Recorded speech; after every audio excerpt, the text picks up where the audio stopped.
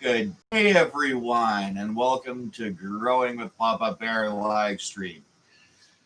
Well, today, as you see, this Joker over here, I have my assistant cub with me today. Ha! He's the one that wants to learn how to grow. So let's welcome everyone let's welcome them. Wow, let me try that one again. Let's welcome them to the class. I'd like you to say hi, Cub. Hello, I am Cub. There you go. And today we are going to be doing Seed to Tree Class 2. Now, what we're going to be doing in Class 2 is I'm going to be showing you the different stages of germination, and we are also going to be going over what to look for and what could possibly go wrong or what could possibly go right. Now, if you ended up watching the live stream last week, you ended up seeing, the cub end up germinating some seeds. Of course, we're growing Papa Bear's polar bear, but you can grow this way with anything. Just remember, this isn't just specifically for cannabis. This can be done for anything. It could be done with vegetables, fruit trees, whatever. So keep that in mind while you're watching along. Now, like I said, last week we ended up germinating some seeds. But we're going to go through the different stages as the cub goes along, takes notes from today's class, and I'll show you guys the different stages in germination and what to look for to find out if you're going to have a good germination or a bad germination. Yes, over here, you will see the cub's seeds that were germinated ahead of time. And you probably notice that there's only 4 instead of 5. But if you take a look over here, we ended up having something that's actually really rare that ended up happening.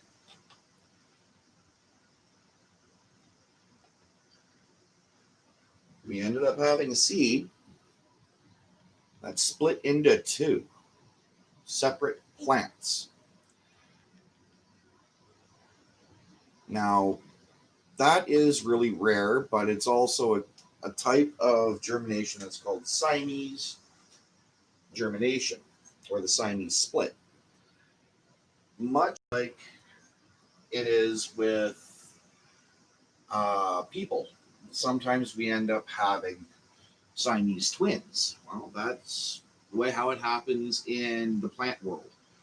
You end up having a Siamese germination, which basically means that it, much like twins, split into 2, but much like Siamese twins, it's growing together. The thing to watch out for when that happens is whether it ends up being a hermaphrodite, whether it ends up having one plant that ends up having male genes and the other plant having the female genus, or it could go the other way where both end up having the female genus and both end up having the female or the male genus. Either way, it makes for interesting growing, because normally when that's happened, I've had it end up being one side's male, the other side's female. So go figure. Over here, we have the seeds that we germinated last week. They're just little itty bitty things. So much as I ended up telling the cub, today is all about baby. The reason why today is all about baby is because this is where everything starts. This is what you want, and this is how things are going to start off. But before we even get to this part, there's lots that ends up happening without you knowing it. To get a seed, to get to this point, there are a lot of different variables that could end up happening. You could end up having a seed that pops a taproot, and you end up getting all excited, like, woohoo, let's do this. And then it'll stall out. Or it could just end up developing what's called root rot, which is something I'll show you guys today. Other things could happen, such as drowning of seeds without realizing. And I'll show you what that looks like today as well. Before we even get up to this stage. Right now, we're just talking about this stage right here, where we have a beautiful little pink kush that's just waiting to break through the glass ceiling that it has. You'll have to excuse me. Professor Papa Bear hasn't had a coffee yet, so you'll have to excuse me while I'm sucking back my kidneys. Let me know when you've caught up with your notes. If you're taking notes, by all means, take notes, because I will be having the show notes up after all of this is done, and the show notes will be on papabeardoes.ca.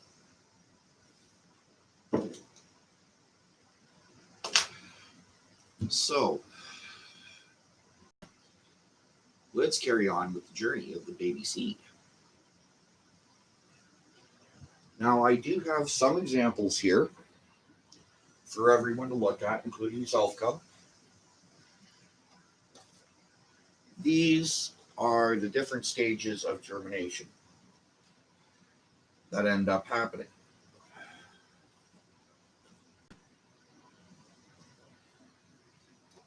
First up that you want to look at is after you soak your seeds and placing them into paper towel. Reason why we end up putting them into paper towel is so that it has a hydroponic medium to A, keep it moist, and B, also to help with it bring on its germination into a taproot. Now you're going to end up seeing what that looks like from a seed point of view, and much like I said last week about not using tweezers, there's a reason why I'm using tweezers. I prefer not to use tweezers when I'm germinating seeds or transplanting seeds or anything like that. In this case, I know what's happened to them ahead of time, and you're going to see what happened. Now, you can check on your seeds when you're germinating them like this. All you have to do is fold the paper towel over, and you'll end up seeing your seeds. Okay?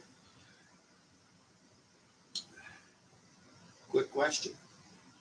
How long should you wait before seeing a taproot when they're like this? How long should you wait? Yeah. 1 to 2 weeks.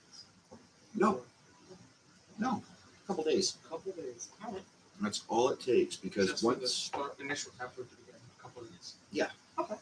2 to 3 days is generally how long it takes for a taproot to show up. If it takes any longer than that, you may have a dead seed or an unviable seed. Maximum I would wait would be a week. A week. Yes. You're most Same likely cigarette, dead. by the way. Sorry? Past a week, they're most likely dead. Mm-hmm. Or, as you check on them, you can look for what's called blackening. Blackening. Yes, blackening. Whoop. Throwing stuff all over the place, people. See if I can get the better one here. Whoop. Ah! Oh, that one was dead anyway.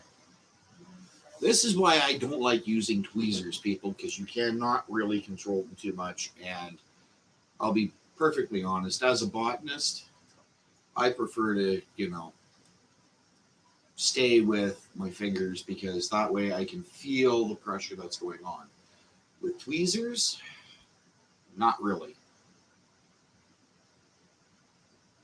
Well, okay. Well, now that I've lost those, I should have just picked it up and ended up showing everybody. There. Oh, there it is, right there. Nice. Okay, now. Whoop. I'm going to attempt this again. Hopefully they won't fly out. Okay, now. If you come here, Cub. I'm going to use a white background here. Yeah. And if you need to, grab your phone. Always have some sort of a magnification device. Whether it's a magnifying glass, a loupe, or even your phone. Now what you're going to want to do, once it's magnified, we are going to go to the top of the seed, which is where I ended up showing you whether it has lips or not. Yep. Okay. Black? That's right. Oh, so the tip will get dark. With the Yes. blackening. Okay. Yes, that blackening is actually dead tissue. Okay. Yes, it means that it tried to sprout a taproot, but it didn't have enough energy. It didn't have enough nutrients. It didn't have enough to go. Let me see if I can get this to focus in here. There we go. Now, if you take a look and you see that black spot right along at the back, that is the dead tissue that I was talking about. That's the dead taproot. So that's before it even goes into the ground. There are many different reasons why that can happen. Some of the more common reasons that can happen is from either oversaturation, meaning you let it, how do I say this? You let it soak for too long. Or it's just the seed itself. You could have a perfectly, and I mean perfectly, looking seed from your inspections. Like I ended up showing you guys last week, if you paid attention. And it could look absolutely beautiful. It could be the best specimen of seed visually. And then you end up, you end up soaking it, everything's going good. You've only watched it for a few hours. You've done the tap test, seen which ones fall, and you decided, hey, that's perfect. Not a problem. Let's put it into some, Makes sense. into some paper towel, toilet paper, whatever. Start germination. Exactly. Really start the germination. Kick it up into high gear. And then all of a sudden you're sitting there 3 weeks later going, okay, what's up? That's what's happened. You've ended up having a seed that has died. It just ended up being a weak part of the genetics that ended up taking over. It's that simple. It happens. It's nothing that you've done wrong. It's nothing that the breeder has done wrong. It's just that seed. So that has nothing to do with anybody's growing. That is nature.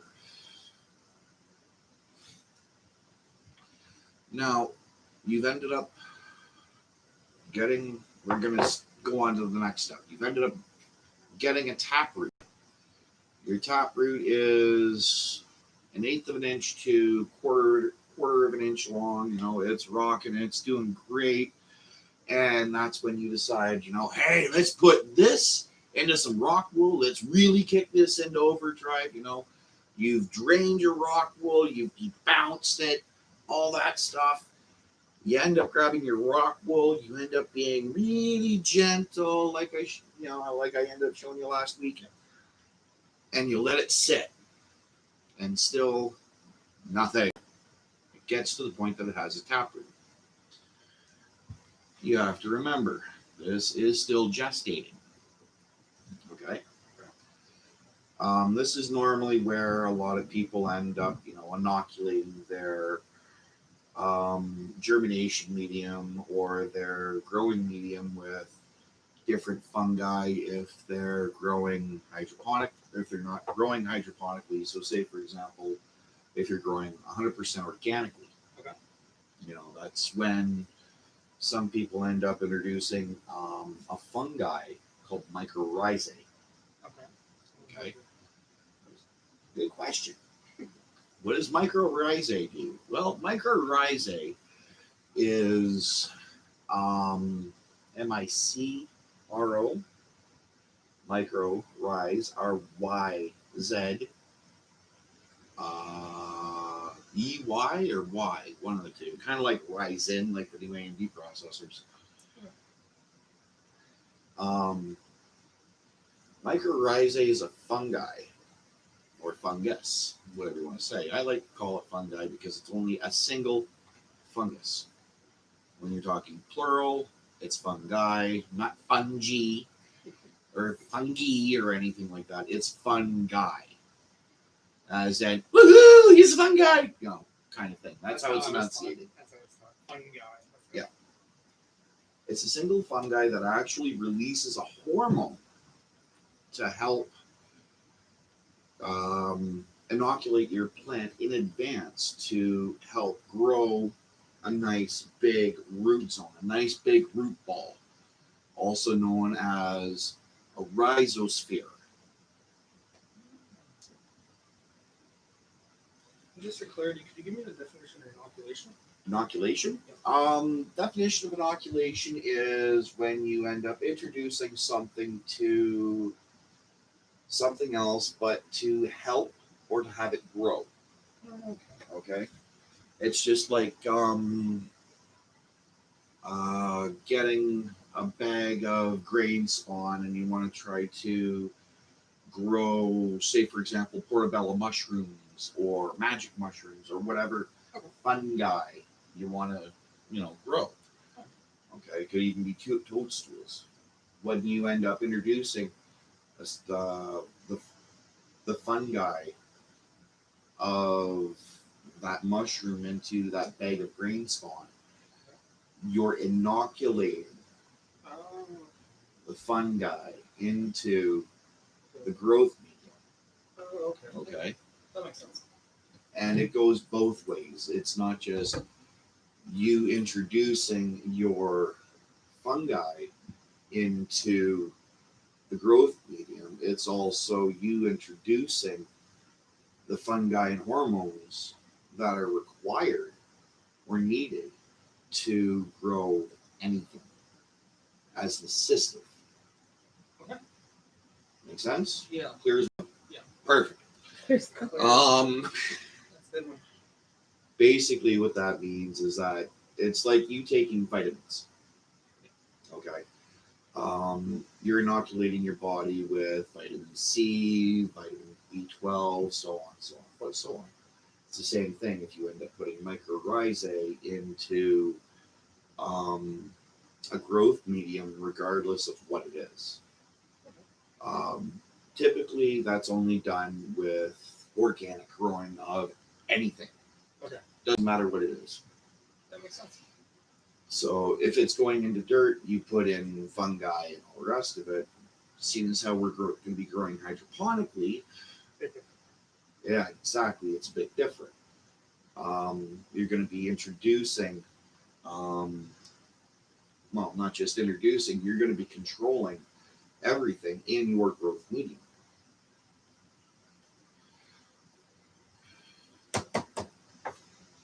But at this stage, we're not using nutrients yet. Yeah. We're still in the rock wool, baby's still in the blanket. Yeah, you don't have to worry about that until it's after the walkthrough, right? Right. Which we're going to be going there today.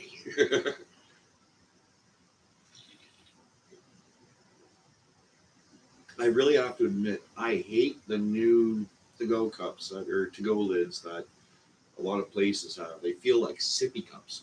And I am 40 plus. What's wrong with the sippy cup? Hmm? What's wrong with the sippy cup?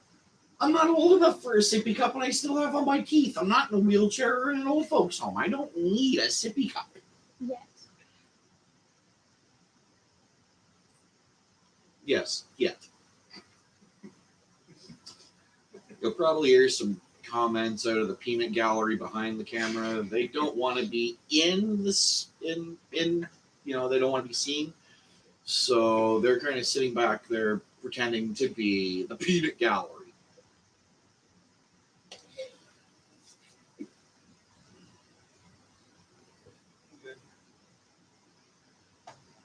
Okay, so let's go back to hydroponics. Yeah. When it comes to hydroponics, you have to remember you are in control of what goes into the medium. Yeah. Okay. It could be cocoa coir. It could be pure hydroponics, where you're growing with water and chemicals. It could be you growing peat moss. So there's a lot of different ways for hydroponics. Yes, there Okay. are. The reason why I'm bringing up, cocoa coir and peat moss, some people end up saying cocoa coir. It's CHOIR, kind of choir. And peat moss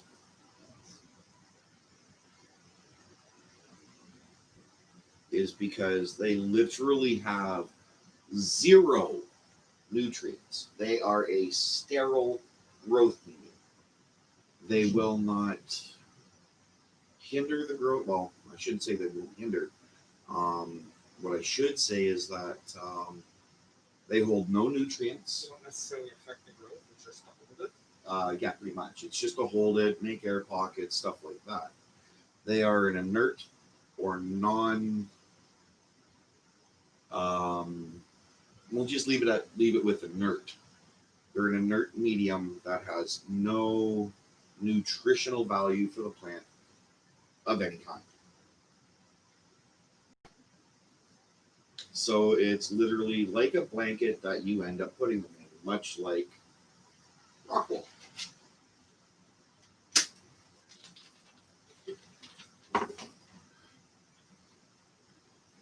Let me know when you caught up. You good? Okay, well, I'll wait till you're done shuffling your papers. I was just fixing it, so. Oh, yeah, no problem. So, perlite as well as cocoa coir, peat moss, rock wool, they are all just a substrate that has no nutritional value whatsoever. Basic substrate.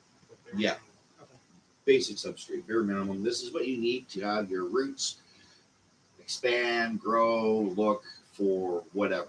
Yeah. Okay. It can also help wick up your nutrient solution, whatever. Okay. And growing in peat moss and cocoa coir is just like growing in soil. It's the same way you grow. Yeah, there's some more control of it, that's all. Yeah, you're in more control of it because you're still in control of what's going into the medium. Yeah. To feed the plant. It's not feeding the medium to feed the plant. Yeah. Which makes sense? Yeah, it does. Okay. So you're still in control of everything that's going on with those other mediums. Yeah. With how I'm going to teach you how to grow and how I'm going to teach everybody else out there how to grow is with what's called a deep water culture. But we're working up to that point.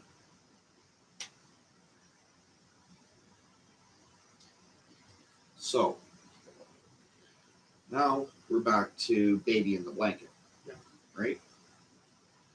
The reason why I call it baby in the blanket is because it's literally just a baby with a little taproot.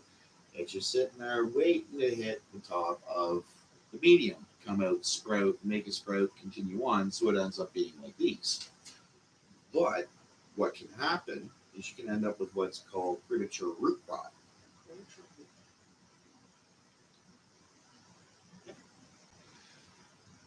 Premature root rot is where you have your taproot.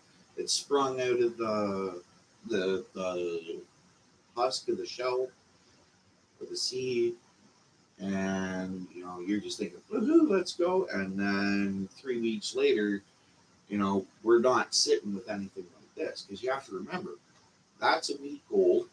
This is 2 weeks old. Yeah. This is 3. Oh, yeah. It's scary. Yeah, it's a bit scary. So I'm going to tell you what to do in this case, which is something that a lot of growers will encourage you to do. What's that? We're going to open it up. Just open up. Yep, we're going to open up the rock wool until we can find our little baby seed with its little taproot, and we'll see what's going on. The reason why a lot of growers will tell you not to open this up is because in rock wool, it's actually full of air pockets, which is what your roots need, which is what your seed needs to grow into this. Because plants thrive on oxygen, above and below. Okay, that's why I've always ended up saying, as done above, so below, right? Your root zone needs dark, 100% dark, much like your top needs, or your canopy needs, 100% light. Okay. So the reason why you don't open this up is because it can end up crushing your rock wool cube. It can crush the plant that's in there, whatever. But again, like I said, week 1, week 2, week 3, we have nothing above it, so we're going to see what's going on. Or at least I'm going to encourage you to see what's going on. And to open up rock wool, it is real simple. Just think of it like trying to open up a book. You grab one side, you grab the other, and you peel. It's black. Yeah, Very black. it's very black, isn't it? That is what's called premature root rot. Okay. You'll probably end up seeing some kind of discoloration in your taproot. You'll definitely see a lot of discoloration in the shell or the husk, whatever you want to call it. It might look shriveled up like a raisin a little bit, but what you're looking at is what used to be white, that little white taproot. And if you see, it's discolored. It's not pure white. It's more brownish. That's right. It's more brownish. It's dead, unfortunately. So here, I'll come up there, show you guys what premature root rot looks like.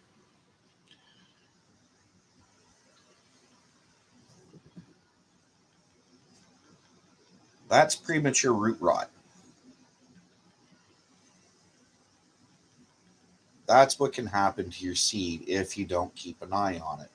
And when you do, and as this happens, it means that, again, much like I said before about it not being the breeder's fault. It's the seed's fault. It just wasn't strong enough. It's just unfortunate. Yeah, just an unfortunate thing that ends up happening. Ugh. So, oh, there it is. Maybe I can pull out the handy dandy tweezers here and show you a little closer.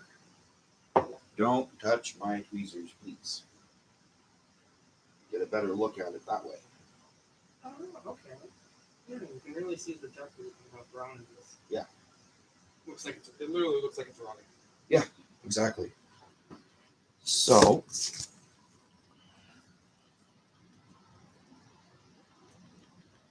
there you go. Ah!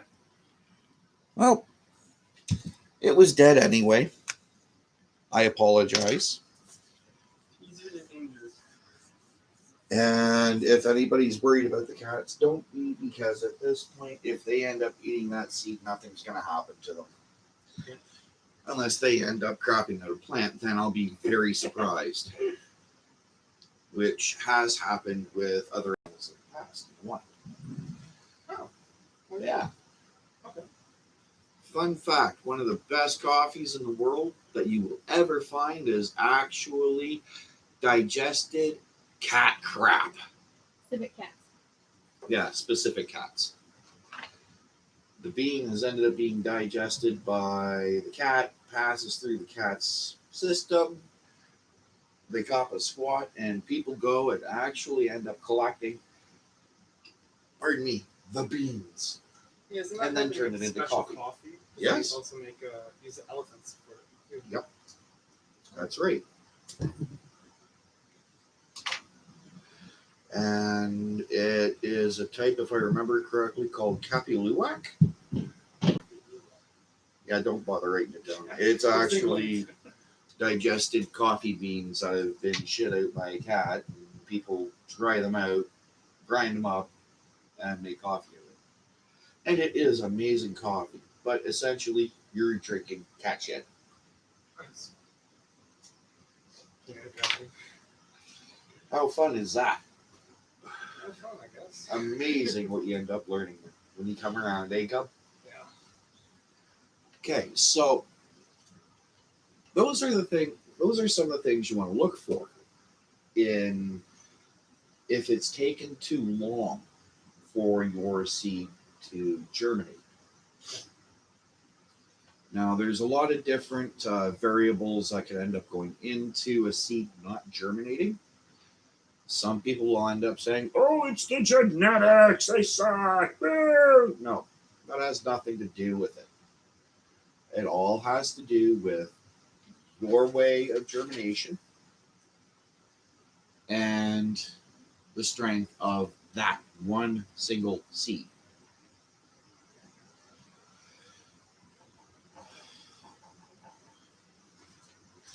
So that's why I'm trying to teach you how to germinate properly. Yeah.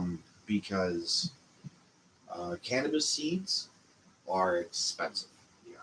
Very expensive. You know, what used to be $5 to $10 a seed has become like $15 to $20 a seed. Yeah, Jesus, right. So I don't know about you, but if you end up spending that much on a single seed, you don't want it to die. Yeah, You may as well just take your $20, throw it in the fire, and say bye.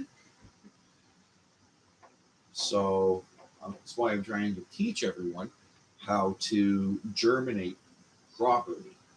And if something happens, don't blame the breeder all the time. Okay? Mother Nature still has a hand in everything. Could be their fault, but there's a large chance that it just happened. That's right. They could have a hand in it, but like you said, it just happens. Okay?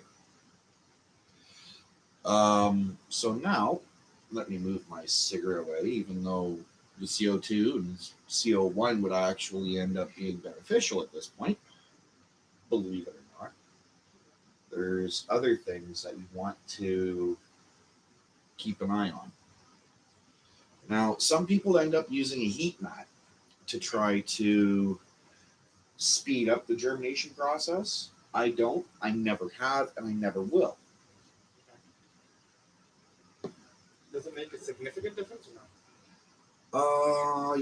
Yeah, it can make a significant difference depending on how it goes and how you're using it. Okay, some um, some heat mats don't have a heat control on it, and you can end up boiling your seeds. Essentially, basically cook your seeds while you're still germinating. Even in a situation like this, where we have 5, 6, 7 sprouts, and you decide to put a heat mat to that, that's fine. But sometimes it can be too hot, sometimes it can be not hot enough. So to try to make your plants a lot more hardy,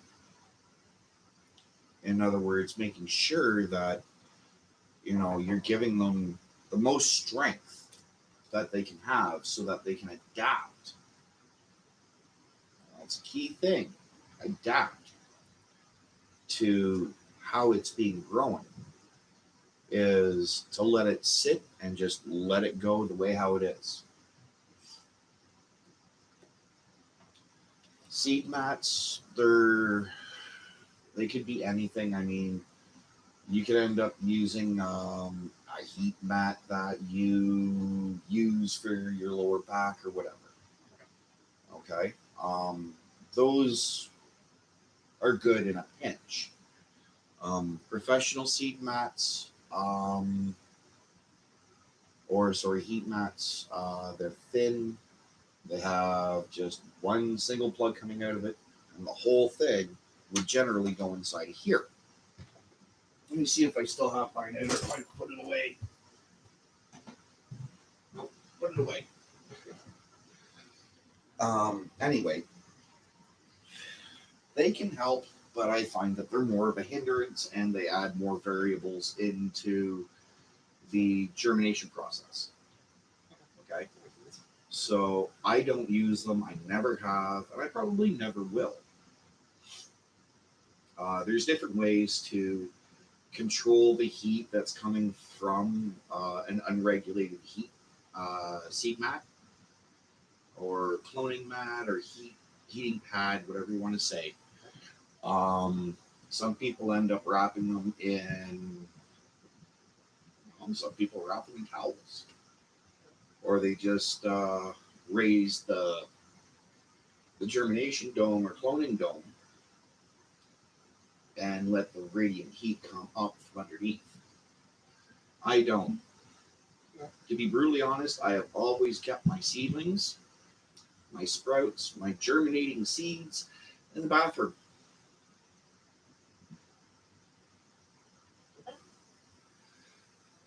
Don't want to know why? I'm curious, but I don't think of that. Okay. Now that you say it, please. The reason why I keep my sprouts and that in the bathroom is because anytime I go for a shower, it heats up the bathroom. Oh, okay, that makes sense. But it doesn't heat it up too much. Of course.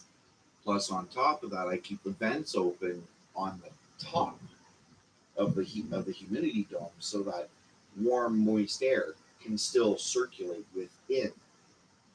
Yeah, no, that'd be very helpful because of the moist air. That's right. And of course, everybody showers every day. So you go in, you leave your light on for however long. It could end up being one CFL light bulb. It could be, 3 LED light bulbs like I have in my bathroom. Doesn't matter. Leave the light on, keep the dome on, keep the vents open, have a hot shower every day. And it actually helps the plants. You tell me. Yeah. Okay. Okay. It still gets them the radiant heat, but it also ends up introducing them into various temperature changes that can happen. You have to remember, cannabis is a warm climate plant. Yeah. And whether you're growing autos or not, it doesn't matter. Remember, auto flower. Yeah. Within 8 weeks from seed to tree, I know. Takes 8 weeks. Cut it down and do whatever you want with it. Doesn't matter what type of a seed it is. Could be a regular seed like these, or it could be an autoflower seed. Germination's still the same. Everything that's going along is still the same, but with autos, it's faster. Yeah. That's it. The process is the same, but they're just quicker. Exactly.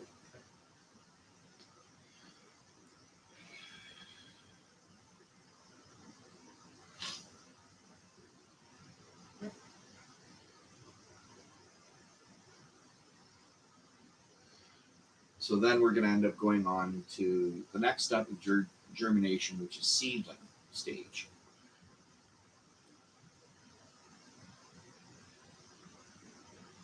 Now, in growing circles, they're still not considered a viable plant yet. They only have their first set of dew leaves. I'll show you those in a minute. And they're still getting their first set of actual leaves. Yeah. Okay? Doesn't make them a viable plant yet. Okay. After you have one or two internodes that show up after this, that's when it becomes a viable, possible plant. Are those the branches coming off? Good man.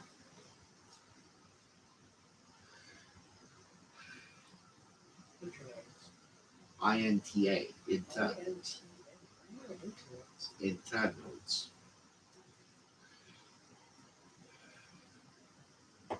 So you said like 2 to 3? 2 to 3. Yeah, 2 to 3 internodes.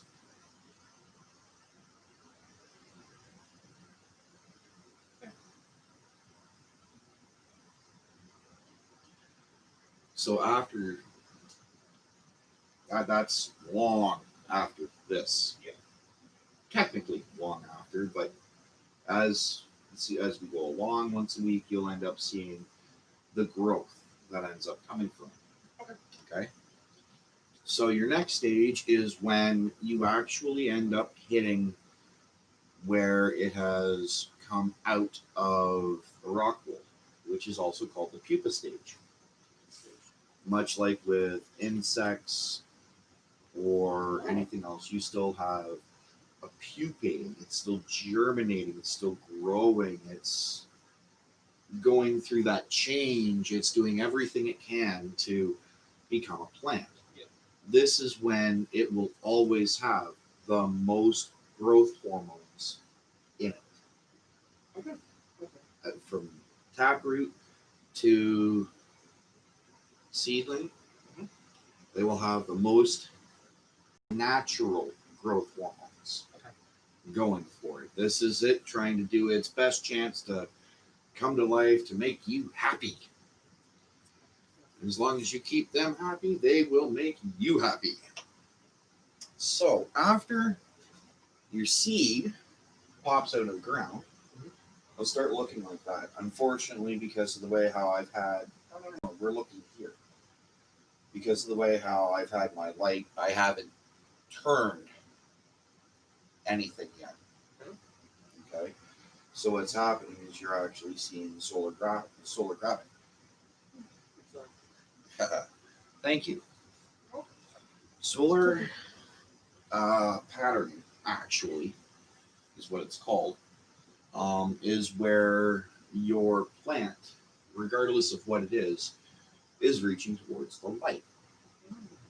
And you will actually see it if you keep an eye on it, put a motion capture camera over top of it or a time lapse camera. You'll actually see it moving back and forth like this, kind of like a snake, towards the light. So you want to turn your plants or your seedlings. What happens if you don't? That it'll just grow towards the light. How often should you turn them?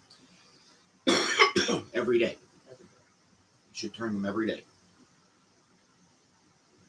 If you can, once every couple hours at this point, because of how rapidly they are going to be growing. So instead of having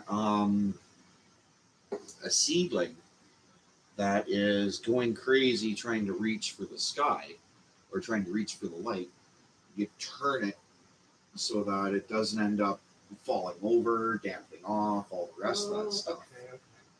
And instead of it doing that, what you're actually doing when you're turning it and you're making it grow towards the light in a different ways, you're actually thickening the stalk. That makes stem. sense. That makes sense.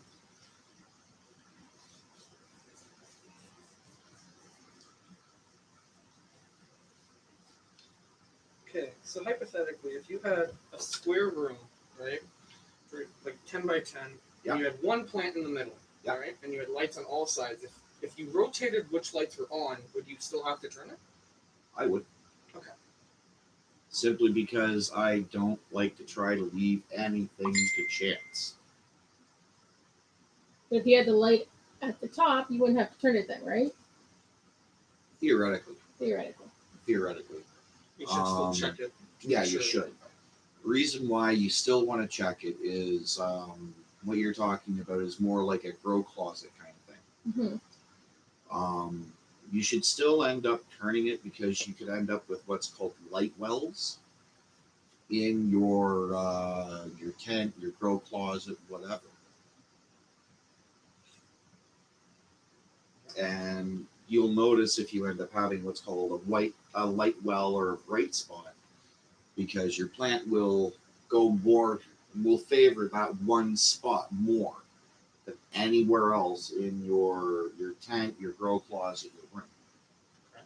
So it doesn't matter if you have,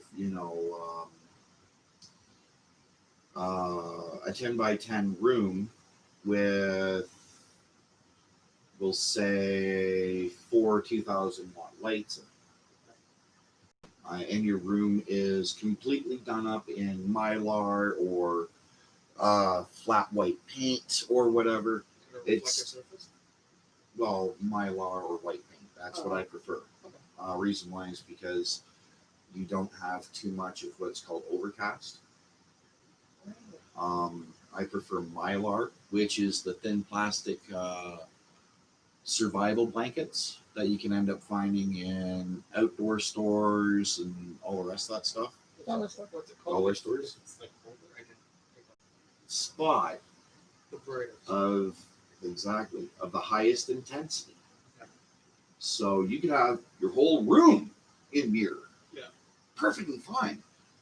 But wherever those casts of the reflection of the lights, it'll still end up going towards those spots. Oh, okay. Okay.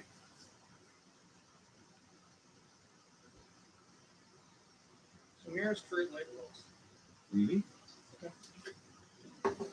It's the diffused light that you want, or the diffused ambient light within your room. Okay.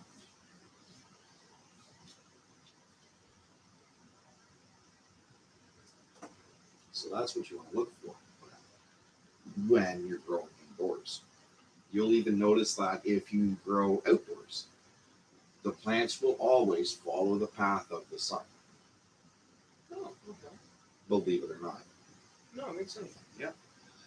Now, when your plants are at this stage, you want to pick them up, take a look underneath. Oh, that's new. There's taproot. Oh. Okay. This is a question. Why Yeah. is that black? Because that little black spot right there is actually, On the just give me a sec. Where did I put my tweezers? There's my tweezers. A little black spot that Cub is talking about is this right here. Before I take it off, you guys think you can give me an answer as to what you think it might be? Is it a piece of the seed? Seed husk? Bingo! Perfect. It is the seed husk. Looks like a pretzel beetle. I know, eh? This is what he was talking about. I was actually talking about the little black piece on the roots. I'm getting to that. Oh, okay. Okay. That's the next step. So there's the seed husk that's ended up coming off. And there's our little taproot right there. And that's at this stage. And that piece that's on the stalk of that seedling is actually that. Oh. Okay. At this point, you have to think of it like it's giving birth to itself. It's basically afterbirth. Okay? Sometimes that can happen. Sometimes it doesn't. Sometimes you end up actually having to help peel the husk off of the dew leaves that are on you. Makes sense. Because if you don't, you kill the plant. Yeah. At this stage, Then they it can't are. properly sprout. That's right. They can't properly sprout. They can't spread their dew leaves, and they can't start bringing in moisture from the air. And it also means they can't breathe, so they're suffocating.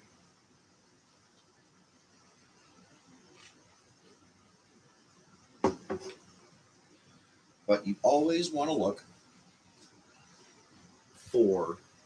Sorry, Gandalf. You taking notes, buddy? Hey, He's been watching. taking notes. Helping Cub. You always want to look for roots that are popping out underneath. Always. Check for that. And the reason why you want to do that is because that's how your plants are going to eat, essentially. How they're going to eat, how they're going to drink, all the rest of that stuff. Think of them like they're like your mouth. Yeah. That's simple. So you always, Nutrient straw. pardon me? It's its nutrient straw. That's right. You always want to check and see if you have roots underneath, which I don't have yet on those ones, or well, which we don't have on those ones, like we germinated last week. Yeah. Excited to see those. You're excited to see these ones, are you? Yeah.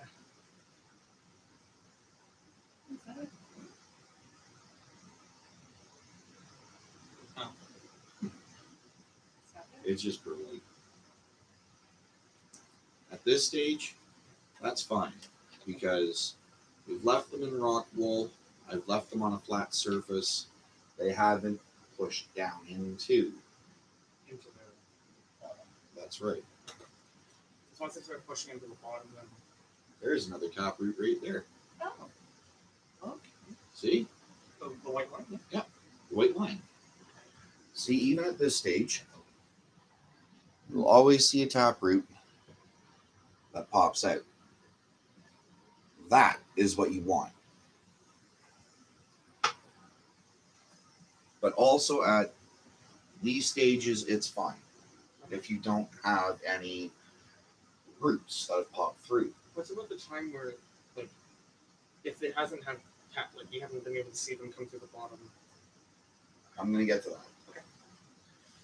The next step that I always end up doing, or that I would always encourage, is the use of perlite. So it's some perlite music. Okay. So, unfortunately, I'm going to have to try to open this up off camera Oh, I agree. because I don't need to get in trouble for trying to advertise for another company or whatever. Hashtag not an ad. What's that? Hashtag not an ad. That's right. Hashtag not an ad for a company. I need to get some screws.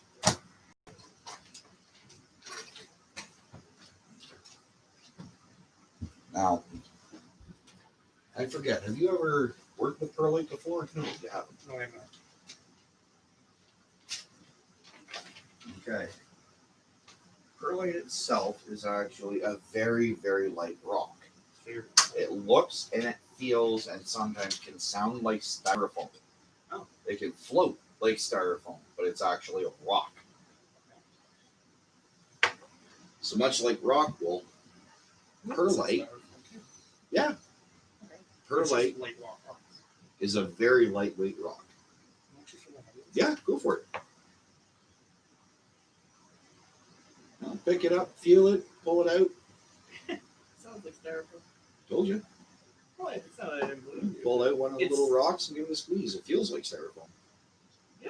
Crushes like, oh, crushes into powder. Yep.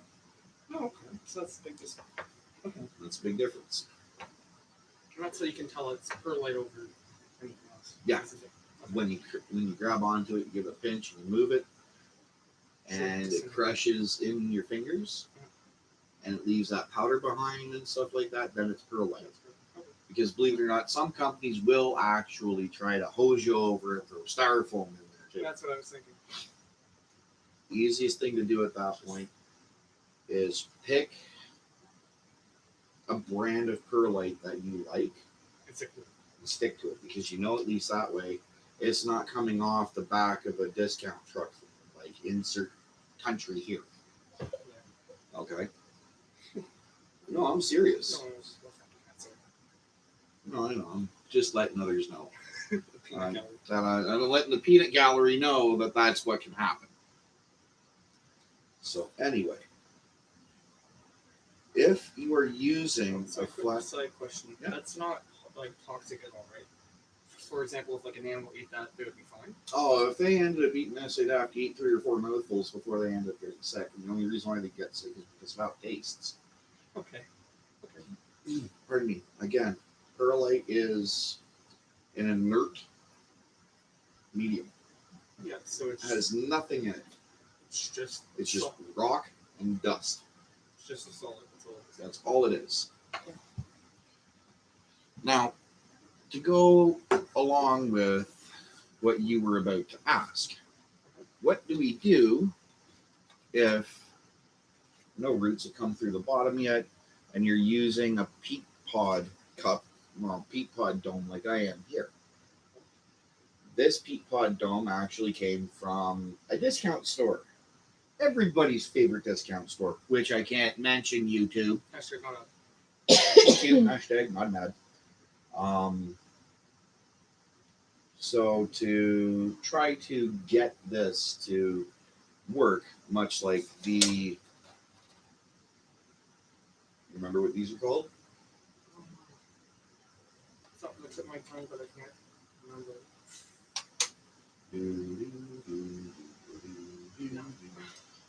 Starter cups or starter tray. Starter tray. Okay. What we're actually going to end up doing with the perlite is we're going to take out the plants to try and do this as gently as possible because of that tender little root that's underneath. They are so fragile. If you look at them the wrong way, sneeze while you're moving with them, breathe on them too heavy, they will break off. Is it like a snap off or does No, you won't even know it's broken off it until just falls off? doesn't just fall off. If it falls off, then you have problems. You have root rot. You won't know if you end up taking it off. That's why you want to try to be as gentle and as tender as you can be when you're doing this. So this is a pro tip, everyone. What I have here is a 1 cup measuring cup.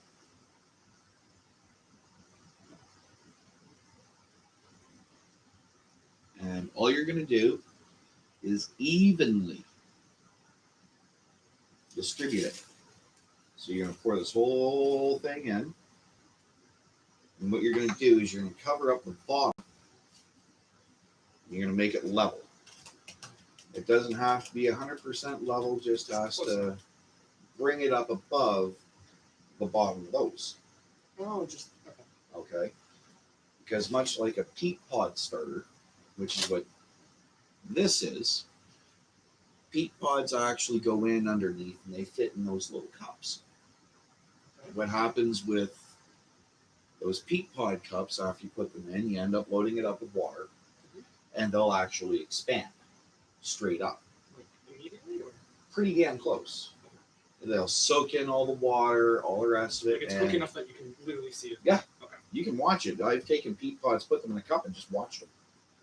And within 5 minutes, it goes from being compressed peat moss, which is about this big, this thick, to Yeah, it stands up. expand to that size. So, what we're going to do is we're actually going to fill in. Let me see if I can get the shine underneath here, where you see all those little, all these little lines here. We're going to fill in the bottom of these just to about here. So like quarter of an inch up. Kind of like the width of the phone. Yeah. Or, quarter of the length of the tip of your phone. Okay. Okay. This is the scientific part. So take notes. I'm sorry you're learning things. This actually ends up helping introduce oxygen underneath your rock wool, so that your roots can dive down into them, so they have something to grab onto underneath. Okay, and it helps encourage root growth. Clear as mud. Yeah, I think so. Okay. This is where you start building your rhizosphere, your roots. Okay. Which is one of the biggest hurdles you want to do when it comes to hydroponic growing. Because again, much like you ended up saying, roots are the nutrient straws. Yeah. When it comes to that, I always like to say the bigger the roots, the bigger the fruits. Easiest way to remember it. So all we're going to do is we're going to gently move them into the rock, move them into the perlite. The whole thing? One at a time. Oh, yeah, one at a time. But like the whole... Yeah, all of them. Do I make a small finger, or Nope. do I just leave it on top? Yep. Just leave it on top. Don't even rock it back and forth. You don't have to do that if you don't want to. Okay. If you're nervous about breaking them off, then just put them on top. Right next to each other? Yeah.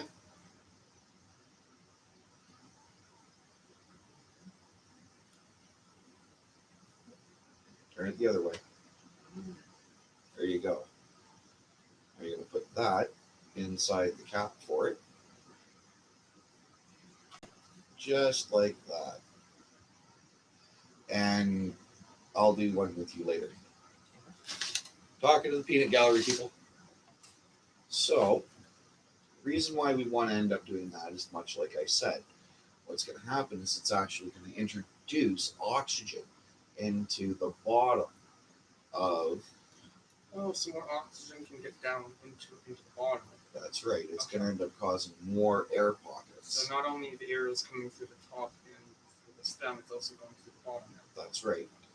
And the reason why we want it to go through the bottom is to encourage our roots to grow down. Okay? Because sometimes you will, at this stage, if you don't do it properly, end up having recurved roots. Recurve roots. Yeah. So where they start going up. That's right. That's where they start going up. What'll happen in the medium, believe it or not, let me grab that ripped open piece of rock wool. So now I'm going to show you by way of vivisection. You do remember what vivisection means, right? Vivisection? Yeah. Can you write that down? I don't remember that. Okay, no. I didn't tell you. Okay, that's probably why I don't know. Okay, vivisection is where you take something and you cut it into sections.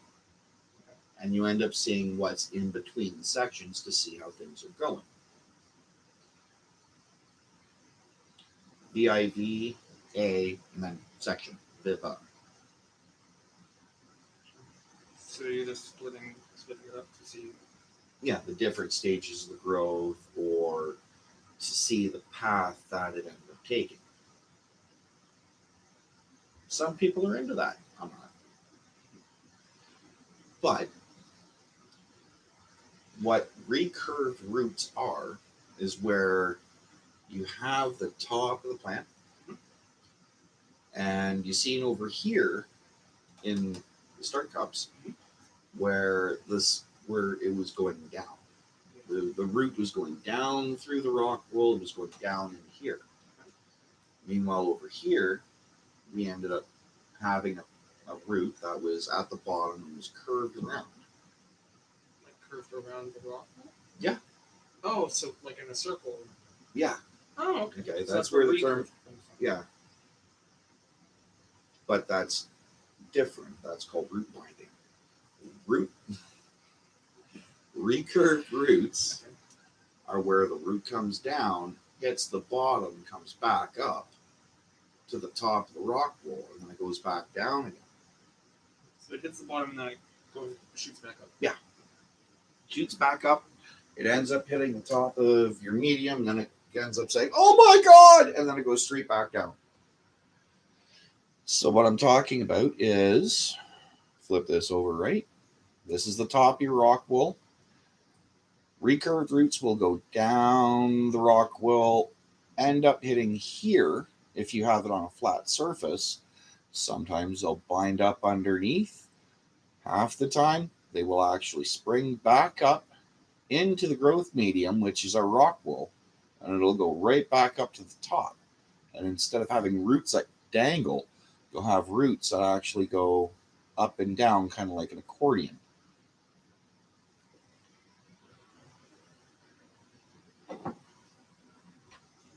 Midnight out. Cats, just like kids. Sometimes a pain in the ass, sometimes great. So that is why we are putting perlite at the bottom of a flat. So it doesn't go back up, so it just stays there. That's right, because what happens is once it hits that rock, that stone or perlite at the bottom, it's actually going to spread out. And then bind to the.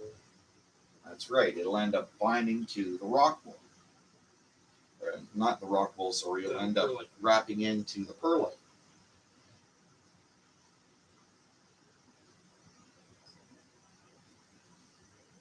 Now, another thing, once you get to this stage, if you don't have a starter tray, and all you have is a peat cup tray or peat cup starter tray, and as long as they're all the same strain or all the same vegetable, all the same flour, yada yada yada, as long as they're the same,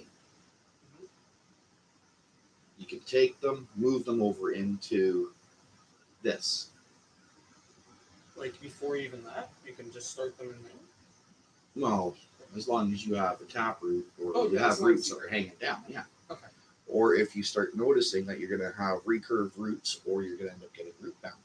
Are there signs for recurve?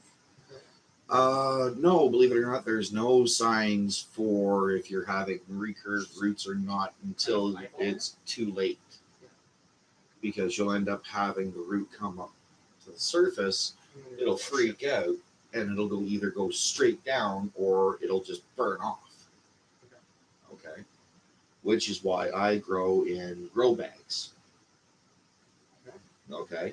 It's called air pruning. Okay. What's the point of that? Okay. I'll get to that once we get into organics. Okay. Sure. So as you see, it's already started to, because it's wet. It's what, yeah, it's Right? gonna stick to it. It's going to stick to it. You see that? And the roots will start binding onto the ones immediately Well, at the bottom. Wouldn't quite say binding, but it'll start Spread. spreading down. Yeah. Instead of recurving or getting bound Yeah, because it gives it space to spread out. And that's one thing that all roots love to do. They like to be like a lazy person on the couch and just go, this is my area. You're in my room, kind of thing. Like you pour water and it immediately sits out. Well, yeah, just like water. So, reason why I said as long as your plants are all the same going into this is because you don't want to mix your plants up. At this stage, they all look the same. Oh yeah. They look When they're growing, they look the exact same. until they start really growing, then you can see differences. But at this stage, it's At this stage, they're all the same. You don't want to mix them up, which is why I have, a little polar bear tag on there so that we know what's what. But as it sits right now, I'm going to leave yours in here. Okay, Cup? I'm going to leave mine over here. Okay. Only reason why is to keep the separation between the two of them. And I have two different strains versus just the one, yours. Okay. In this section right here, like in this row, we have the polar bear that you ended up germinating last week. Yep. And then over here, I have a pink kush that I'm germinating. And meanwhile, over here, we have your polar bear that are actually growing pretty good, aren't they? yeah, they do. That's super cool. Considering, that's 2 weeks. Yeah. That's 1 week. So is this like really good? What's the average for 2 weeks? The average for 2 weeks is probably about here. Okay, so maybe And then once they end up hitting this right here, they'll start really taking off. okay, so once they get to Something like kind this. of like half that, then they start really going. Yeah. Okay. But this is also something that you don't want. You don't want them to go too quickly. That's right. The reason why you don't want them shooting up like crazy and growing a great big long stalk is because at this point you'll end up having what's called dampening off. They'll end up getting too big, too tall, too fast For the roots. for the stem. Oh, okay. For the stem to keep up. And it'll actually start thinning out in sections along the stalk. So are these too long and starting dampening, or is it? Yeah. They're not starting to dampen yet. Or they're just kind of on the fence a bit? This one is. This one is. These are more okay than that one. Okay, That's so right. you can see the difference in the base of it than the rest. It's actually turning brown. That's right. I was going to get to that.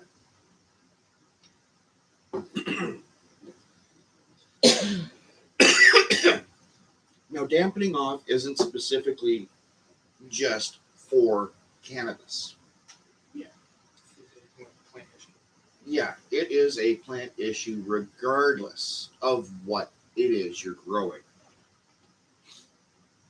So you could end up having, let's say chickpeas and tomatoes, cherry tomatoes, marigolds, and whatever else in there.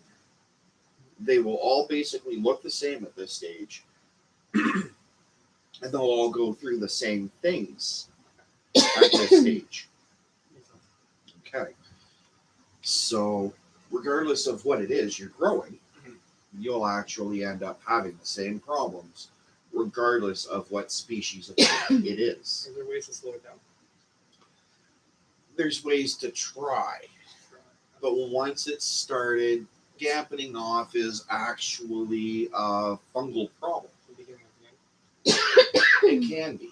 It can be the beginning of the end. At this stage, we can try to reverse what ends up happening, but it's not always going to be successful. Yeah. It's up to that plant itself. Okay. Some plants just want to grow too fast and they'll. Well, it also has to deal with how far away the light is from these guys. Are you Well, referring to too hopefully- close or too far? Too far. far. Okay. Too far. You were right. So too far, then they'll try to reach the light quicker. Yep. So if you have it maybe a foot, half foot to a foot away from the seeds, would that be ideal? Depending on the strength of your light. So, Okay. You don't want to take. well, if you have it that close, you don't need an extremely bright light, right? Are you sure? Would the brighter be better? There's a happy medium you have to find. There's a middle ground. Yes. Okay. There's a middle ground you have to find. And it's not always written in stone. This is where you'll learn how to start to read your plants. Yeah. Because at this point, your plants will start to talk to you. Okay. You know, such as, light's too close, you'll start seeing bleaching spots that actually start up in your leaves, or they'll just start to fall over. Okay.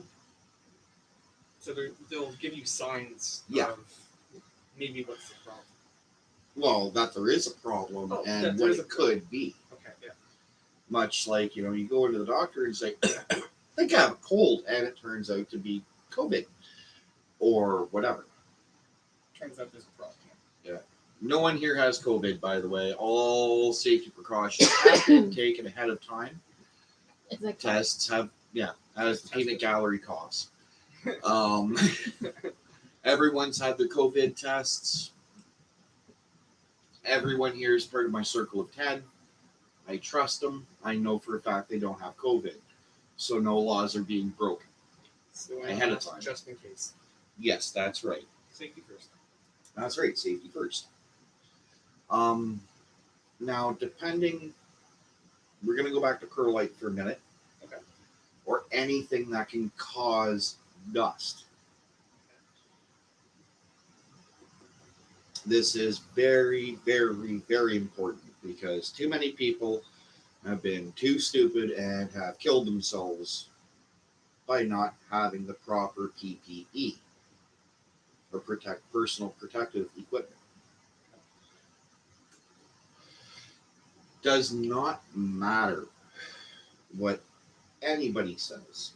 If you are growing indoors, whether it's organically or hydroponically, anything that can cause dust to get kicked up in the air, always wear a mask. The reason why I'm saying this is because there have been quite a few people in the past that I'd love to find out what their addresses are for their families so I can send them their Darwin warts that have ended up using different types of fertilizers, one of which is bat guano or seabird guano, but specifically bat guano. Very high in phosphorus. Great thing to use when you're growing. Yeah, they love it. They love it, whether it's in bloom or, they're in the vegetative stage. It's just a great fertilizer to use. Okay. It's also very toxic. Okay. You're working with, guano is shit. ammonia. Ammonia, that's right. If the room's well ventilated, like Wear a mask. Still wear a mask. Okay. I don't care if you have $1 million ventilation system. Yeah, I don't care if you have a, Always wear a mask. or a jet engine, whatever. Always wear a mask. So it's better to just have a cheap ventilation system and a mask. No, it's always good to be in a well-ventilated area and still wear a mask. Okay. Because believe it or not, perlite dust will turn to cement in your lungs. Oh. Yeah.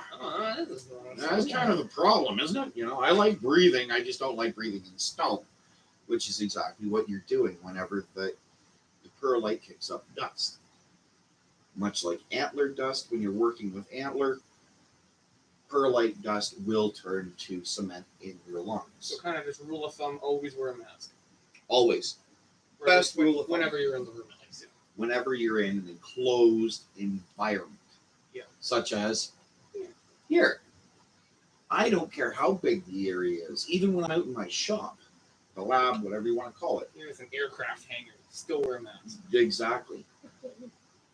The reason why you're doing that is because bat guano, or including perlite dust, will actually end up, dispersing within 10 to 15 feet. Yeah. You can have a good air current, which ends up cutting it down to, could possibly turn it down, shrink down the disbursement area of the dust into a 5-foot environment, and it's just blowing it off quickly, which is one reason why I have the fan going right now, not only to promote air circulation in my apartment, but also to try to help keep the air moving. It's filtering it out at the same time, and as well blowing any possible dust particulates that way, away from you, away from me, away from the peanut gallery, away from everyone. This is why I have the window open, so that I can end up introducing a secondary air current, so that you end up having kind of like a light cyclonic effect, yeah, within the area, which is actually really crucial, not just for you, but also for your plants. Question. Yes. So say you're in an enclosed environment, would it be better to leave your ventilation always running or at specific times? Depending on what stage they're in. Okay. Okay. Reason why I'm saying that is because, oh shoot, I'm standing in front of the camera again. Sorry. Sorry everyone. The reason why you want that is because you probably notice that every so often you end up seeing the stalks shake. Kind of like that. Yeah. Okay, that's a little extreme with me bumping the table. But the reason why you want to end up having an air current is so that you can end up causing the stalks to rock. To naturally move with the airflow. That's right. Okay. Not only are you making sure you have airflow in your medium, but believe it or not, when the stalks rock back and forth gently, It's air. close, you're actually introducing what's called microfractures. Some more air pockets in there? No, Oh. building up of tissue. Oh. Microfractures, much like in people, people end up getting what's called green stick fractures. Now, what I mean by that is, I don't have my pen on me. Thank you. This is where we're going to get into diagrams. Can I steal a piece of paper off somebody? Okay. Actually, I'm going to give you that. And I got to get a whiteboard. And I'm going to use the red marker of death, is what we're going to call it. Red spoon. Okay. Thank you, God. And the black, we're going to call the black stick of truth. The death and truth. Okay. Or death and life. Whatever. Whatever you want. Okay. I can understand that. But we're also going to end up, I'm also going to end up using these as different variations. So now let's move these over gently. Put something underneath so that it doesn't bleed through onto the table, of course. Now, when you have your rock wool, or your plant in rock wool, you're going to have it in a cube, of course, right? Yeah. Okay.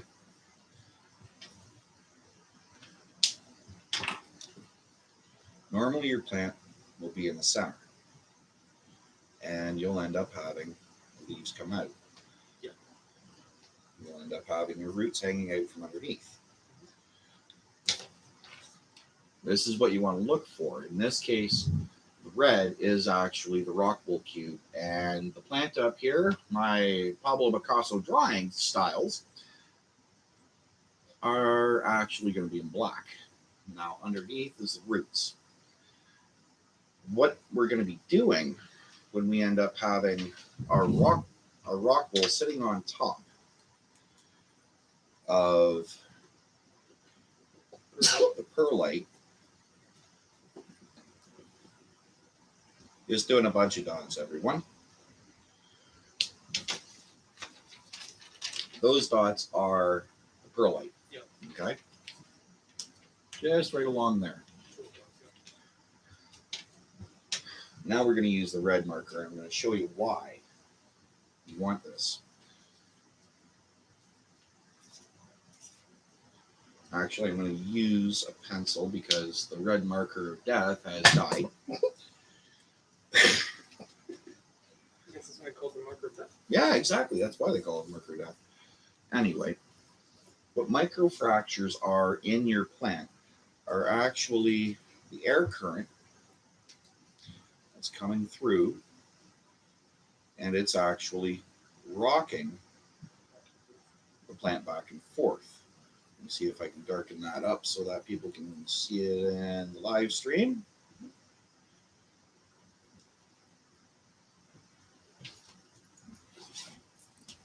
So you have this air current that's flowing around your plants or your seedlings, and it's moving the stalk gently back and forth. Like I said, it ends up introducing what's called microfractures. And like I said, much like in people, we end up getting green stick fractures. It's where the break in your bone hasn't fully broken. And when it heals, much like a broken bone, it ends up adding more bone tissue to help strengthen. That's right. Strengthen that area. So much like with plants, we're going to go to the black marker of life, since it's the only one that's working. I'm going to draw an exaggerated zoom in of the stalk, because that's what we're looking at. That's what we're focusing on right now, is the stalk. When your air ends up, or your air current ends up coming from different directions, and it's rocking it back and forth. It creates microfractures in the stalk. That's right. It causes microfractures along the stalk. So I'm just going to draw in some microfractures here, and it'll be going up and down the whole stalk. Now, everywhere along that stalk where it's ended up getting a microfracture, it will strengthen up. It'll thicken up. It'll make it tougher, which is what you want at this stage.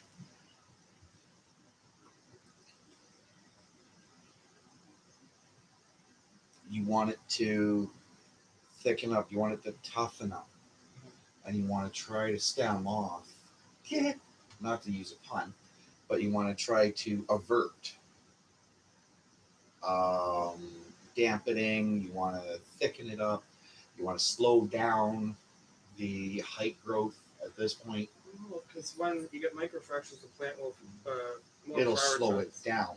that, so it is using energy on growing, like height, and also strengthening it.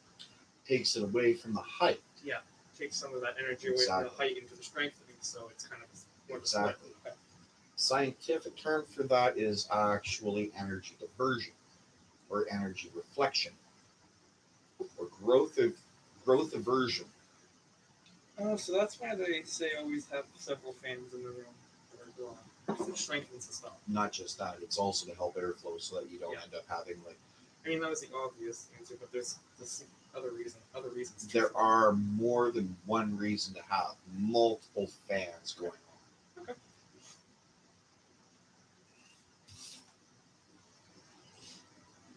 But at this stage, all you want to do, just walk over every so often. Don't be afraid to give your plants a bit of a jiggle, whatever. Okay. At this stage, you don't really need to have them in a humidity dome, but or a starter's dome. Yeah. But because I have 3, 4 that haven't fully germinated yet, they're staying in the dome. Okay. The other thing that we're doing by having the rock wool or the rock wool cube sitting on the perlite, having it raised, giving it that rhizosphere that it requires, room for the rhizosphere, is because we are waiting for these to catch up with these, which they will. Yeah. Guaranteed. But also, we're leaving the top off right now to end up doing an air exchange, a full air exchange within the environment. Yeah. So Because when you're growing indoors, environment is key. Yeah. You want to have the best environment you can give it. You don't want it too humid. You don't want it too dry. You want to try to have it so they're nice, comfy, happy little girls. kind of like room temperature for the plants. Generally, Good version of it. generally, yeah. At this stage, you want to try to keep your environment at least 20 degrees Celsius, or what is it, like 70 Fahrenheit. yeah, 70 Fahrenheit. You're right. I had to think about that for a sec. Again, only 1 cup of coffee. Doing good so far. I haven't fallen over. On the floors, though. I may be on the floor, but I'm doing this so that I can actually talk with you Yeah. instead of make it seem like I'm talking to you. And so that I can talk with everybody else out there. So from there, all we're going to do is we're going to end up putting some very, very, very light nutrients underneath the rock wool in the peat cup starter Just to encourage the roots to spread out, or to start introducing minerals. oh, so that you Nourishment. can let the plant adapt to nutrients. That's right. Because you can't just throw a bunch of nutrients on it because it'll kill it. You have to slowly introduce it to it. That's right. So it can adapt. Okay. That's right. Much like with compost, you don't want to take all your compost and throw it into your soil and then throw your starts into the soil. It's like trying to throw it all in crap or in manure. It'll just burn it out because they haven't adjusted or acclimated to Because the they're environment. doing like a basic medium, so they That's don't right. really understand nutrients are yet. So you have to. Okay. That's right. And not only that, at this stage, you only end up using a quarter of what's being suggested by insert nutrient here. They're only using a percentage of it, anyways. No, it's not so much that they're using a percentage of it anyway.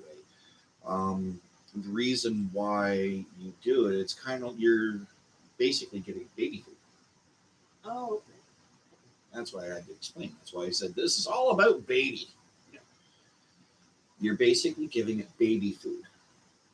You're giving it baby custard. You're giving it pureed carrots and all the rest of that stuff. But instead of much like at this stage, we'll say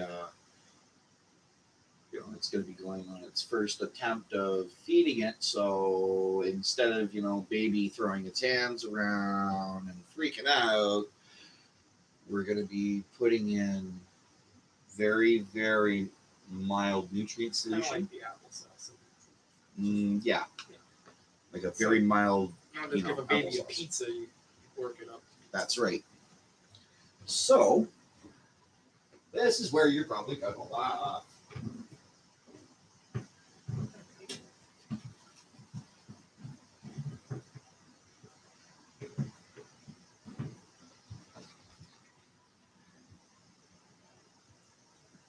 This nondescript bottle of nutrients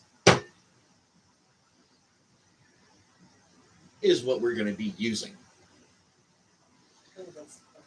Okay, this is a liquid concentrate formula that anybody can pick up from a discount store at all. It doesn't matter. Okay, It works just as well as the expensive stuff. Okay. One reason why I like this type is for one reason. It has an eye drop. Oh, okay. So you can give it smaller amounts. That's Just right. drops in it. That's right. Right now we're just worrying about droplets Yeah, versus worried gallons. Worried about over nutrient. That's right. Right now we're worrying about overnutriating them and not giving them enough to survive, but enough to grow and encourage that growth. Yeah. Now, this liquid plant fertilizer, plant food, is 10, 15, 10. You want to try to use a more balanced nutrient level, or in this case, NPK. Nitrogen, phosphorus. That's it. That's right.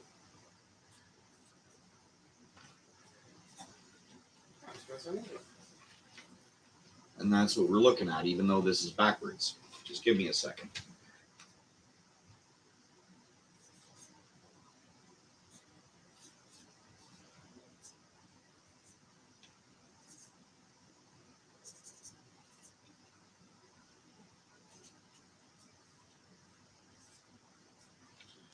You'll have to excuse my backwards writing, seeing as how we are backwards.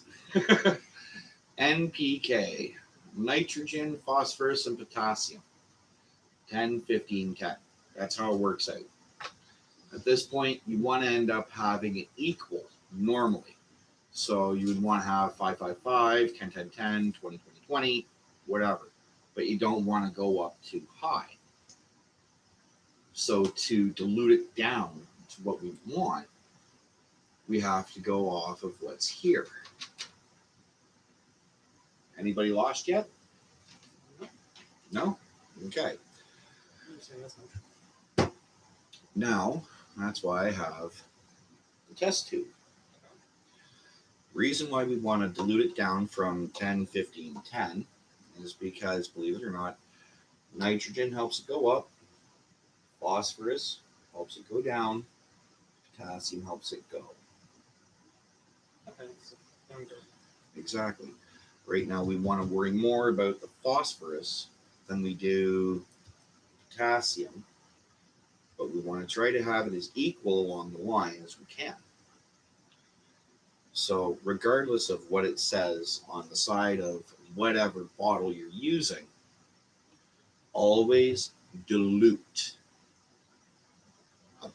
the bare minimum. And the reason why is so that you don't kill your plants or overfeed your plants. It's very easy to Yes, it is. And when you end up overfeeding them with a very high level of fertilizer of some sort, you will burn the roots. So you burn the roots, you kill the plant. The burn roots just look black. Hmm? The burn roots just look black. No. Oh, okay. Basically, it's them rotten. They've rotted. So with this one, generally, I go 4 drops. Okay. Not even a milliliter or even 1 cc. Of course, what you want to do is you want to shake it up before you end up, putting it into a test tube or whatever form of measurement you're using. So make sure it's mixed up. No, so you know how much is actually in there. Oh, okay. Okay? Because again, 10, 15, 10, 10, 10, 10, 5, 5, 5 right now is too high for those little girls. We slowly want to introduce it to them and have it encourage their growth. So right now, believe it or not, that is going to be what's going to go into 1 liter, 1,000 milliliters of water. Yeah. Okay, Does that kind of would it dilute it to about 1:1? pretty close. Pretty close. Okay. That's why we're diluting it. We're cutting it back. We're cutting it even more. We're lowering what's there. Which is why I asked you to keep your clear cup. Because believe it or not, this is close to half a liter. Oh. Okay. 500 milliliters. Yeah. Right? Now, oh, whoop. Third time. Yeah, I know. 3 times the charm, right? I'm just gonna go quickly get a breath of fresh air. Let me step him up for a second. Uh-oh. Let's see.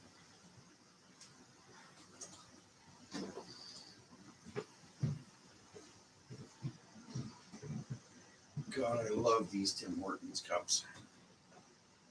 Not an ad, by the way, but the reason why I love them is because they actually have measuring lines on them to make it nice and easy for everyone. Makes sense. And it's free.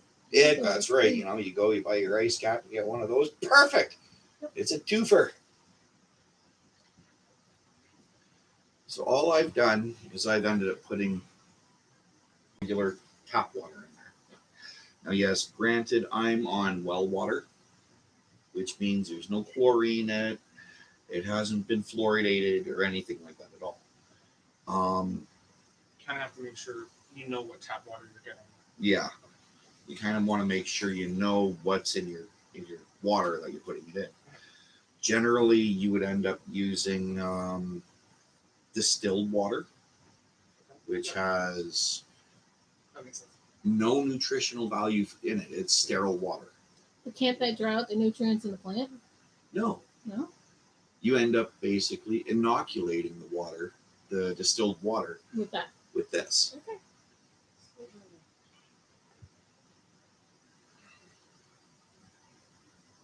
So, if you'll do the honors, Cub, pour it in.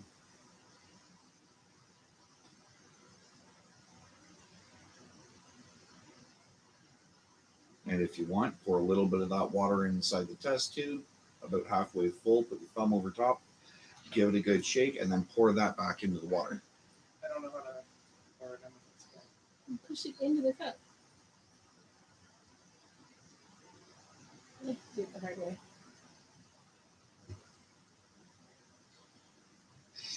And just give it a shake, make sure you get all those nutrients out of there, and then just plop. Oh, okay. So then you can rinse out the tube so you make sure you get all of it in. That's right. And then from here, just give it a stir if you want. If the peanut gallery would be willing, would the peanut gallery be willing to get me a chopstick, please?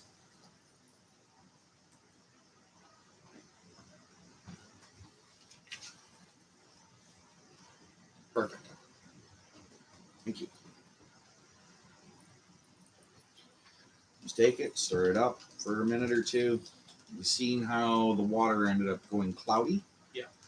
Okay, that's fine. That is perfectly fine. The reason why that's perfectly fine is because I ended up sterilizing the cup with some rubbing alcohol prior.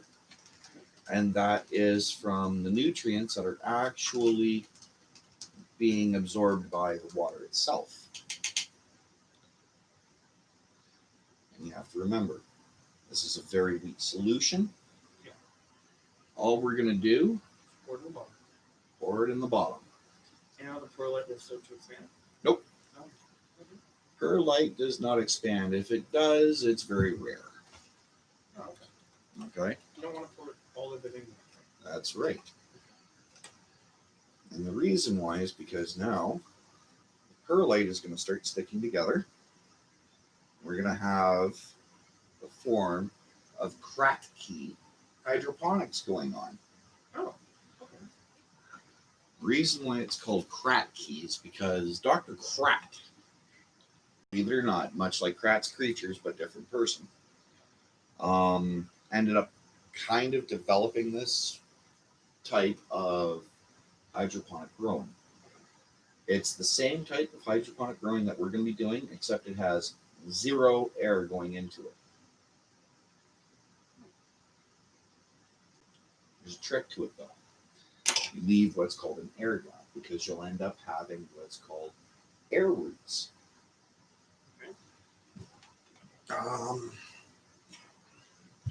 The basis behind it is that when you end up leaving a gap, you'll still have roots that dangle down into your nutrient solution, but that gap of air provides fresh oxygen into the hydroponic medium or the hydroponic area. So the air actually travels through the roots into the medium? Yeah.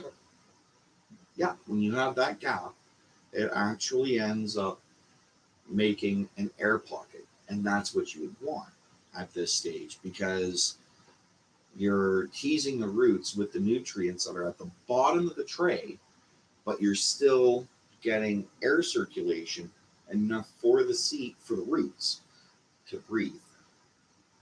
So you're not killing them off by any means. It's just a different way of giving them air. That's right. This way there's no extra hydro that you're using. There's no wasted energy. As long as you end up having a light you can use. So from there, I'm going to throw that on. Well, I'm not going to. You are going to water what's there in my tray. Yeah, so am I pouring it on it or? Yep. You're pouring it on it and just letting it go through, but you have to do it on the rock wall. On the rock wall. Actually stand up so I can get it through. That's right. You want to get it from a different angle and you want to pour that in there. Keep going down the line. Oh, okay. All of it. All of them. Include that one? Yep. If anything, I'll do another run. Nope. Nope. Let's go. Nope, don't need to do another run. Okay. You just want to have enough in there to tease it, bring them out. Oh, so then they're like, oh, there's nutrients here, and then they'll go to that. That's right. So then once they go to that, you can slowly start introducing higher. Once they end up getting older, Yeah. then you can end up introducing more nutrients, Yeah. higher concentration nutrients. I think I stole your pencil. I know you have multiple, but I know what it's like when someone steals my pen when I'm working, or someone just walks up and says, "Oh, hey, look!" grabs it and takes off. I've always been good with letting people fold their pencils. I have always been a pen or pencil Nazi. Leave my stuff alone, get your own kind of thing. When they don't get it back. Exactly. You will always be upset when you don't get your best working pen back. I start throwing stuff at them. No, you don't start throwing stuff at them. You just smack them in the back of the head and say thank you and take your pen back. I mean, if you throw stuff, then they can't prove that it's you. Oh, that's a good idea too. But we're getting away from we're getting away from what we're here for. I digress. I know you digress. So right now, we are actually growing by what form of hydroponics? By what form? What form? That crack.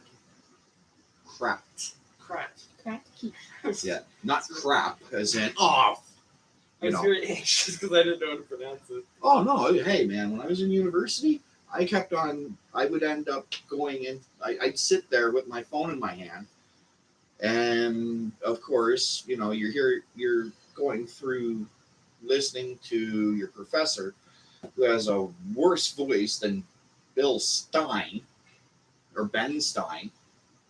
Bueller, that guy? Yeah. My professor had the worst monotone voice, but genius man. And You try sitting down for 4 hours in a live stream lecture with your headphones on going, I can stay awake. I can do this. Meanwhile, in the back of your head, all you're hearing is Bueller, Bueller. So, Charlie Brown. Wah, wah, wah, wah, wah. yeah, exactly. It is so hard to keep your professor's voice from turning into the teacher from the peanuts at that point. Wah, wah, wah. But yes, right now we are growing in the Krat key form of hydroponics. Okay. There are no moving parts. There are no extra additives such as, air stones, air pump, all the rest of that stuff. It's going by what's being done naturally, much like a lot of naturally occurring aquatic plants that end up growing on top of the water, like lily pads, for example. That is a big one. Okay. Yes, in some cases, lily pads, they don't float around or anything else. They still have a root zone that's attached to the bottom of the lake floor or the pond floor, whatever. But it's still the same principle. Yeah. This is also why in nature, why you'll end up seeing plants that have roots that are dangling down into a lake or a stream or a pond from an overhang. Yeah. And they're still alive. If you see trees at the shore, the roots, you can see the roots actually growing into the lake. That's right. And I've even gone fishing where you can see the roots growing in and out of the lake floor. Yeah, exactly. That's exactly what Krat key hydroponics is. Instead of using soil and water as the substrate, you are using air and water and a substrate that's inert.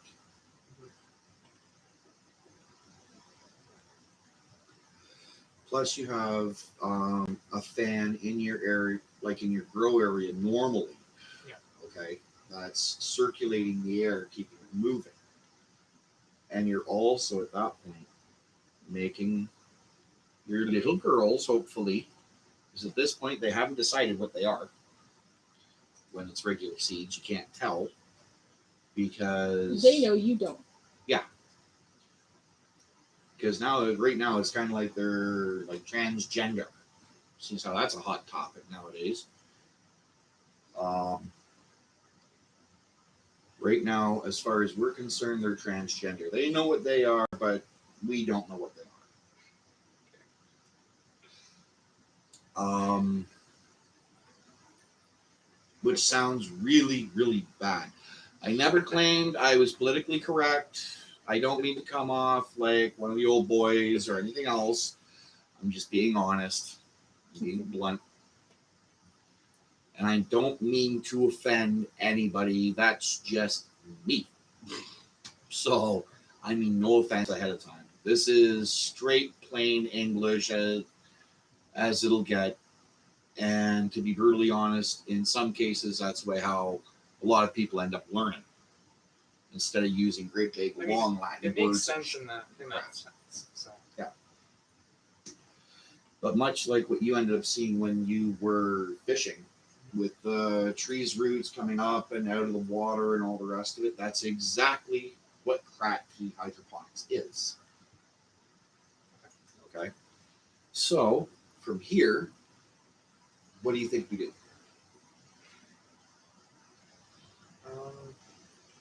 Well, they're not nearly big enough to be moved to a bigger, so that's out of the question. Pardon me? They're not big enough to be moved to a bigger container, so that's out of the question. Although technically you could. Yeah, but Don't confuse us. there's no reason to until they get bigger. That's right. You always can. That's right. Technically, right now, if you wanted to, you could put them in a net cup, throw them in a deep water culture, and Bob's your uncle. You can't you sort them in like super big, but it's harder? Or... Yeah. Okay. So what do you think we do from here? I'm either gonna say let them sit or introduce them back to life. That's doing the same thing. Yeah, I just realized that was the same. It's okay. I don't know. Okay. Never said wasn't going to quiz you. What we do from this point, because of where they are, we're going to put the dome back on. We're going to call it a day and put it back in the bathroom, into my bathroom, where they'll still get light, heat, and continue growing. We're going to let them sit until next week when everyone's going to be tuning in. And we'll hopefully be doing what? Introducing higher concentration. That's one thing we're going to be doing.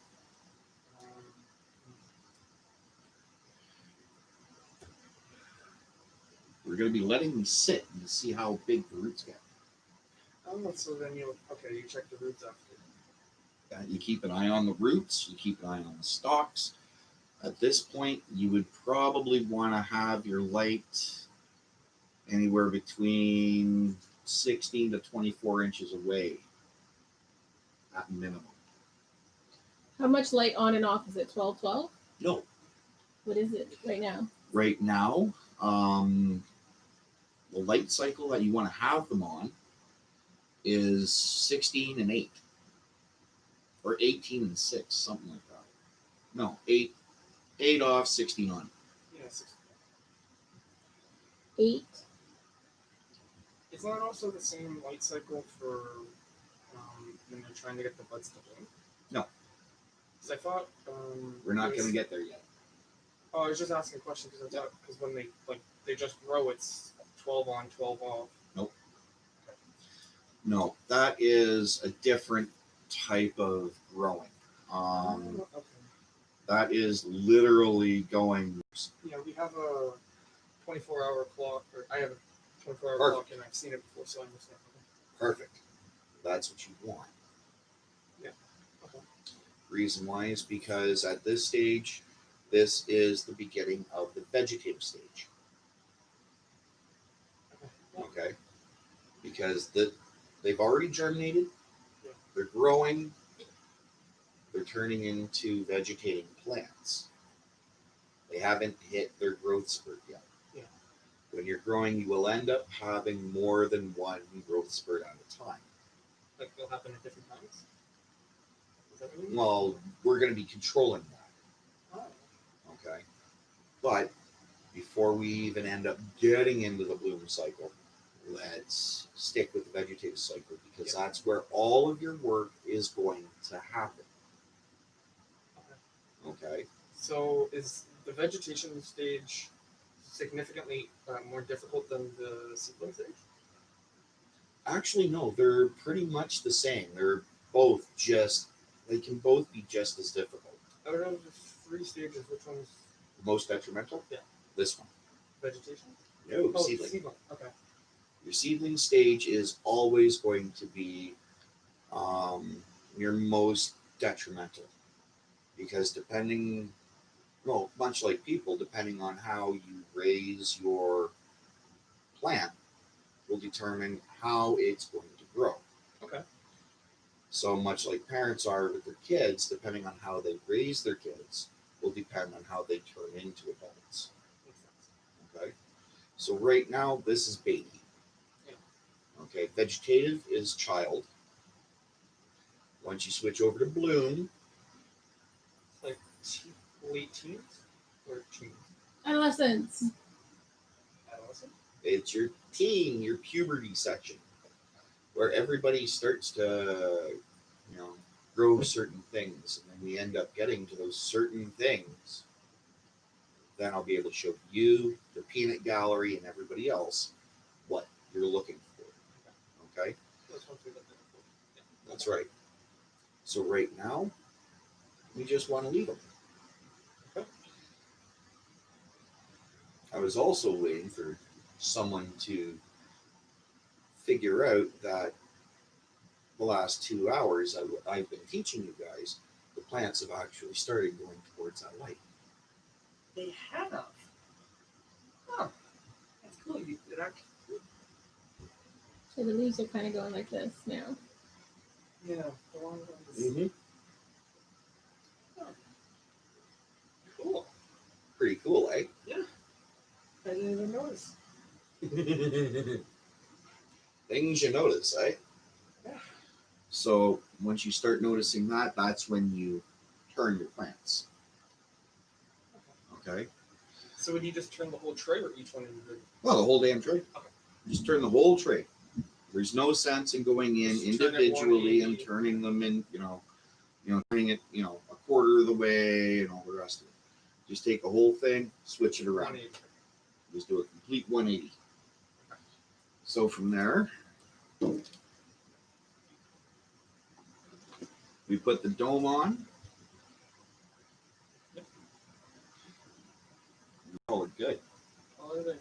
Call it a day. Alright. I just ended up doing in 2 weeks, technically 4 hours.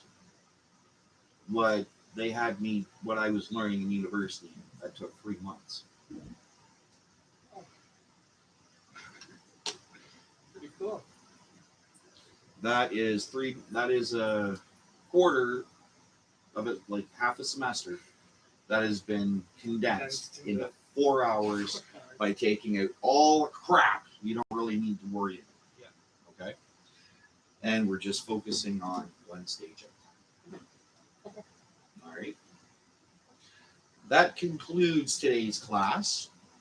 I'd like to thank everyone for tuning in to class 2.